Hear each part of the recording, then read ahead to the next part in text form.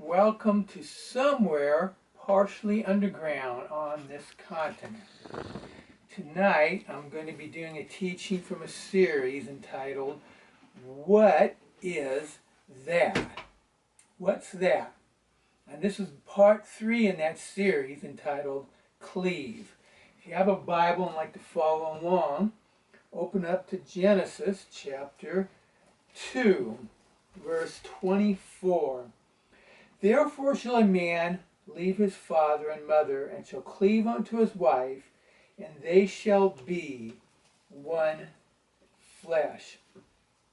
I got the idea for this message from a church I was attending, and they were expositorily going through 1 Timothy, and then they came to 1 Timothy 2:15 that I'm going to conclude this message with. At the end of this message, talk about that verse and bring that into this topic.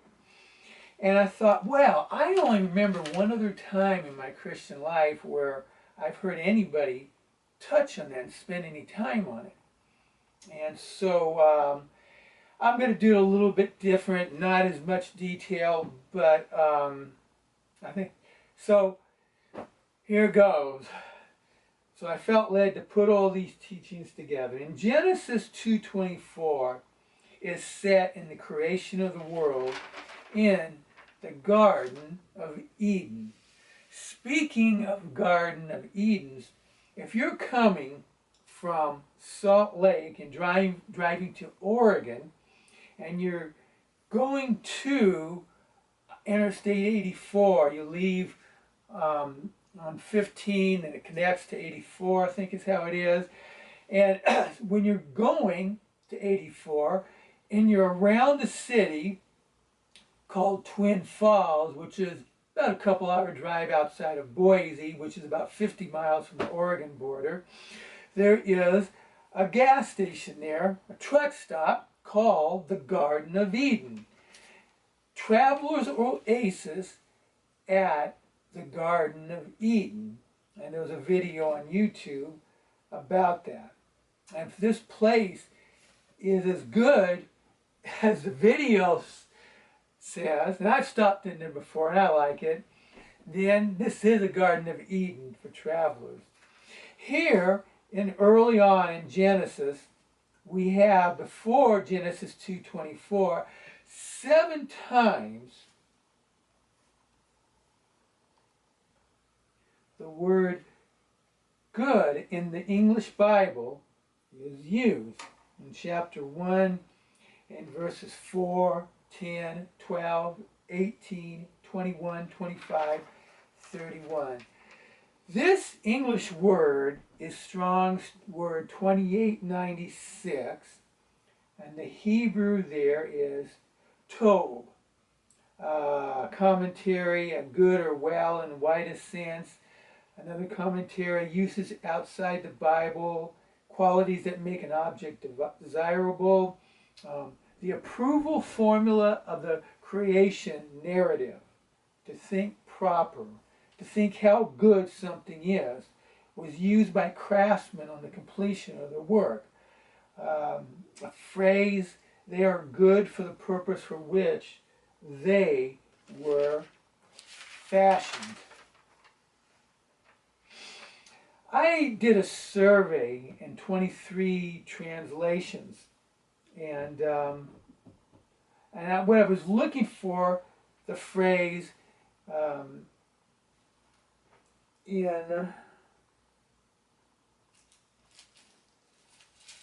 Genesis here, in the end of Genesis 1, where it says, it was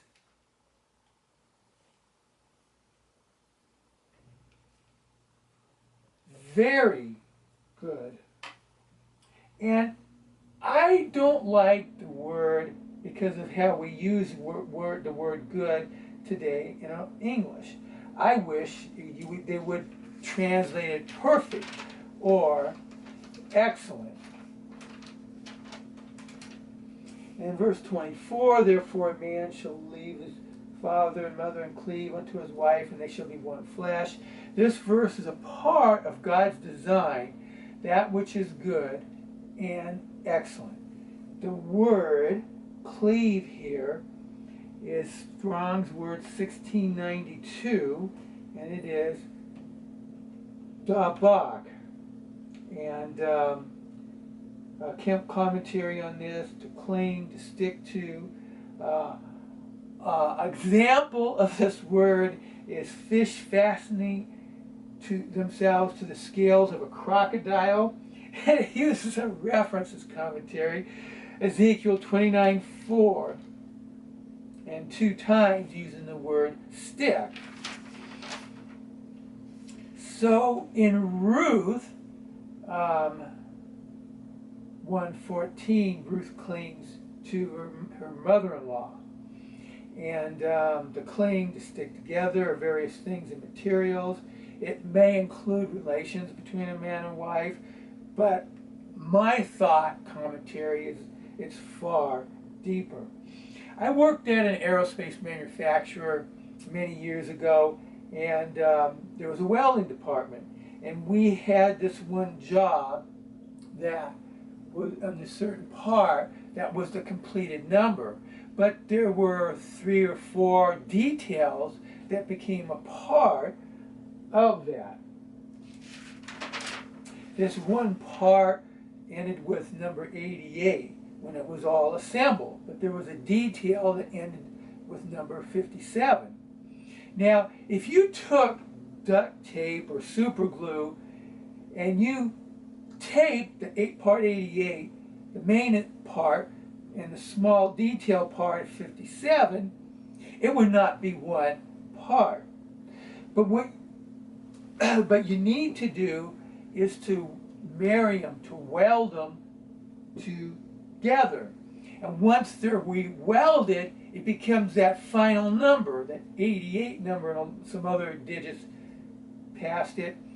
But they have to be welded together, and as they weld each part and it merges together, it becomes one.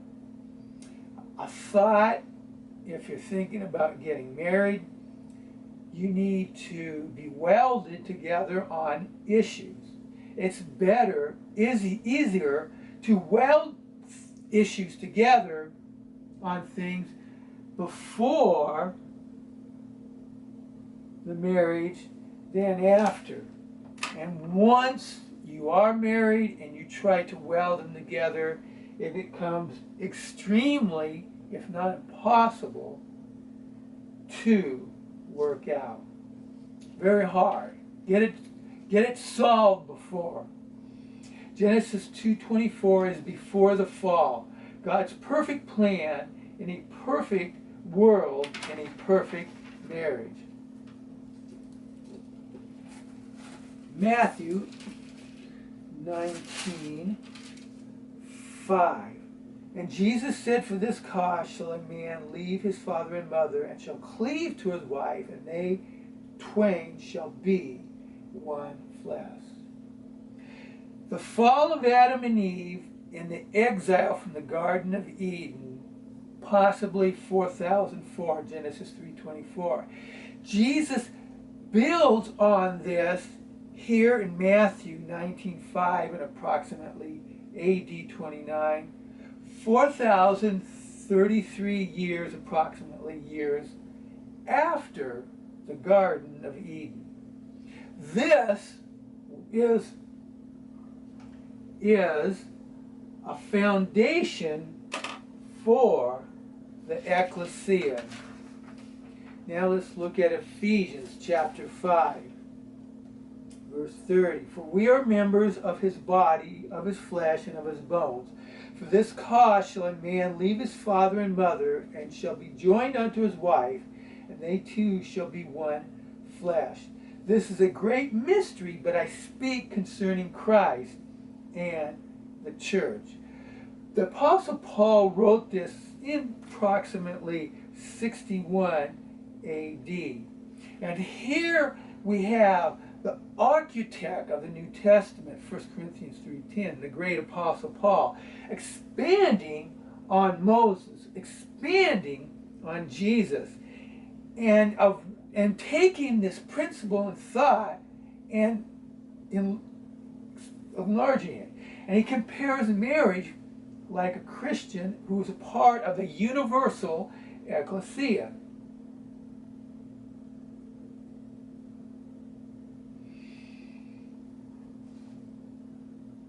And these two things are true at the same time. This doctrine and the continuity from the garden till the present, and the great leaders of the Christian religion have copied the great Moses. Now we get to the really complex one. 1 Timothy 2, 13 through 15. For Adam was first formed in Eve. Adam was not deceived, but the woman being deceived was in the transgression. Notwithstanding, she shall be saved in childbearing if they continue in faith and charity and holiness with sobriety.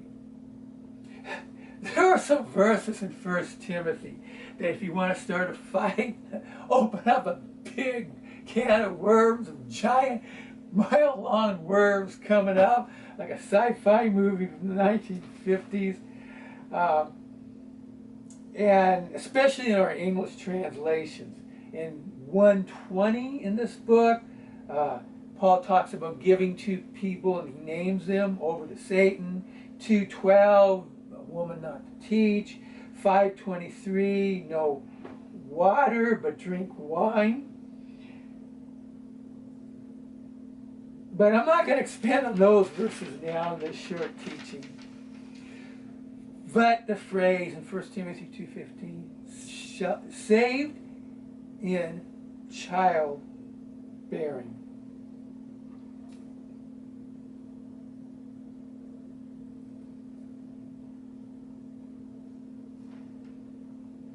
So there are people a lot smarter than me that have done a better job. I'm just briefly touching over this tremendously important topic. And I copy a little bit of this from a sermon I heard recently, a few months ago. So, Eve brought forth the Messiah, Genesis 3:15. 1 Timothy 2:15 is not saying for a woman to be saved, she must have a baby.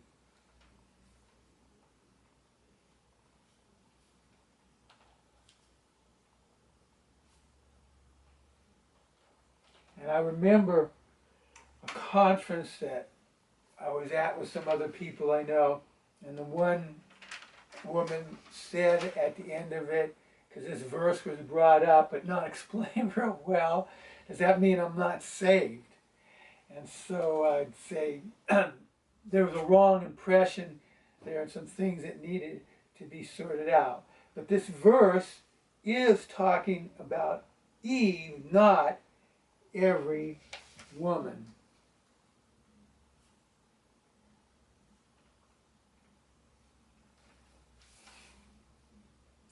So in Genesis 3:16, there's a phrase, a word there about Eve, desire, in the English Bible. Strong's word 8669.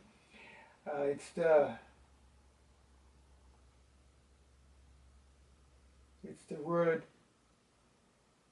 teshoka, commentary, sense of stretching out after, a longing And this makes me think of Philippians 3:13, forgetting those things,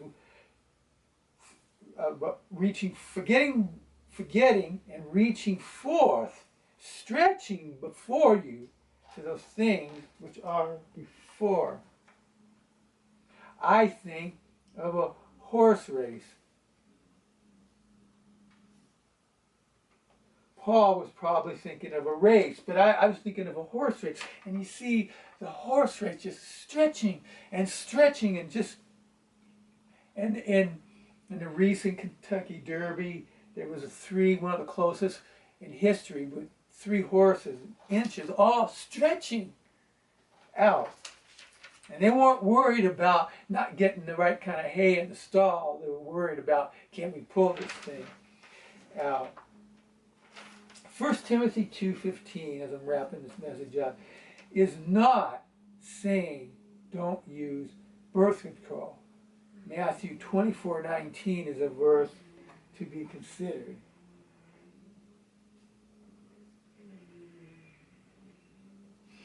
Let's look at Philippians 4:5. Let your moderation be known to all men. The Lord is at hand. This word in the King James, moderation. In another translation, reasonableness. It's Strong's word 1933. Epieikes. By implication, gentle, patient. Comes from Strong's word 1905 and 1503. Appropriate. Another commentary, that which is the general conception of life, a secular use of this word, and therefore what is fitting. So, Lord, I just pray for everybody hears this. This is such a simple teaching for such a complex idea, and about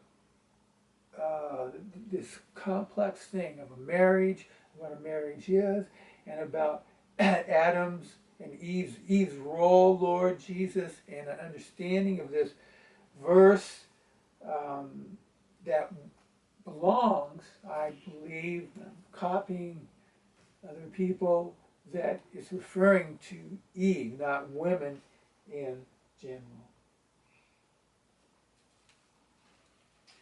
That if you want to, if I was a marriage counselor, I would go and get something on YouTube about video on welding and what happens in the process of a welding.